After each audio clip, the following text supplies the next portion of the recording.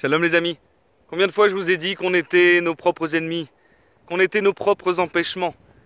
Parce qu'en réalité, c'est souvent nos pensées négatives qui nous empêchent de réussir.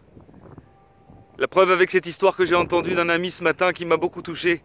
Une histoire qu'il a entendue apparemment sur Torah Box, où là-bas il était raconté une histoire vraie, qu'un homme d'affaires venait de faire faillite et était assis sur un banc avec beaucoup de tristesse, en train de se lamenter, ne sachant pas comment remonter la pente, était complètement ruiné. Jusqu'à ce qu'un homme très élégant avec une canne s'approche de lui en lui demandant ce qu'il avait, pourquoi est-ce qu'il avait l'air si mal. Et donc il lui a expliqué qu'il venait de faire faillite et qu'il n'avait plus d'argent, qu'il était complètement ruiné.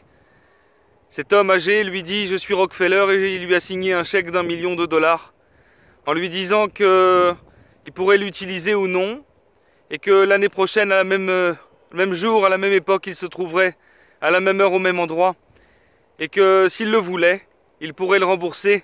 Ce serait une bonne nouvelle. Ça voudrait dire qu'il a remonté la pente et qu'il a réussi, ou alors garder cet argent comme il le souhaitait.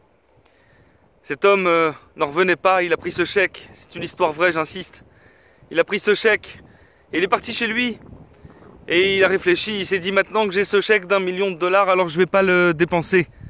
Je vais le garder pour l'instant et je vais essayer, avec la garantie que j'ai ce chèque-là, de remonter la pente tout seul sans ce chèque. Et si j'y arrive, alors je pourrai le rendre. Ça lui a donné de la force, ça lui a donné de la confiance en lui. Il a fait les rendez-vous qu'il avait à faire, il a remué ciel et terre. Il est remonté, il a refait fortune. Et 1 an après, il est retourné voir cet homme au même endroit où il l'avait rencontré 1 an auparavant. Quand cet homme est arrivé, il lui a remis le chèque tout content en allant le voir et lui disant « Rockefeller, je vous remercie de tout mon cœur, je n'ai pas touché votre chèque, je ne l'ai pas encaissé ce chèque. Je voudrais vous le rendre, mais ce chèque m'a permis de faire fortune parce qu'il m'a donné et m'a redonné confiance en moi. » Et puis là, il a vu 2 infirmières arriver en disant au monsieur âgé de revenir parce qu'il était temps de rentrer. Et là, le jeune homme a demandé des explications. Les infirmières ont dit oui, il se prend pour Rockefeller et il fait des chèques aux gens, mais bien évidemment ces chèques ne seront jamais payés puisqu'il n'a pas d'argent.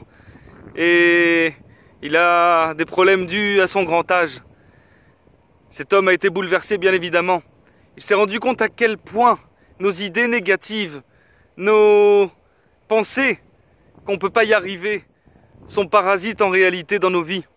C'est une grande histoire, une grande leçon pour nous faire comprendre à quel point notre confiance en Hachem, notre foi peut nous élever et nous faire grandir vers la réussite en tout genre, vers le bonheur parfait. Le seul problème, c'est qu'on n'y croit pas, on n'y croit pas.